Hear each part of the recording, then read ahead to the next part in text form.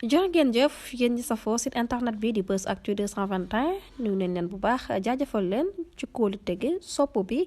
ak topp bi nga xamante ne rek yi nag ñu koy topp bu leen fàttee abonné di bës cloche de notification yi ngir mën a am yeneen i info jërë ngeen jëf ci ànd bi ak topp bi nga xamante ne rek yéen ñu koy topp saa su ne ci site internet bi di Buzz Actu 221 li gën a fës ci bopp xabaar yi nag dañ koy door rek vague d'arrestation bi nga xamante ne daat nañu koy door nag ab directeur daat nay génn rek réew bi di Sénégal bu ñu sukkandikoo rek ci procureur de la République bi nga xamante ne daat nay ubbi nag boobule information judiciaire jëmale ko ci nit yi nga xamante ne rek dañ leen daal di soupçonné que ne nag dañoo jëloon xaalisu fond Covid 19 di ko paaje maanaam daal di ci pàccanga di leen def li leen saf mbir ma nag jamono ji ci loxoy division d'investigation criminelle di dikk la daal di tàbbee mu nekk vague arrestation boo xamante ne rek daat nañu koy door niki démb nag ci talaata ji yemoo fukki fan ak juróom ci weeru avril ci atum 2025 bi ñi nga xamante ne rek ñoom ñooy suspect yi daat nañ cee nemmeeku nag dage ak ay ministères yu bari yoo xamante ne rek ci nguurug Macky Sall la ñu bokkoon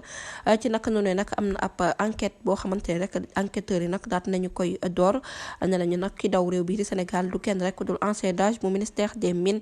ak bu géologie di woyee ci turu Alassane Diallo bu ñu sukkandiku ci les économies joxe boobu lee xibaar nag nee na kooku nag daal di nay daw jugee ko na ci réew bi di Sénégal boobu ak léegi yàgg na ndaxte nag kenn ci ay fournisseur am nga xamante ne rek daal nañu koy teg loxo ba defeere ko niki démb moom moo ko daal di signalé ba tax na nag journal bi mag ñi daal di xam ne rek que ne moom moomu pare na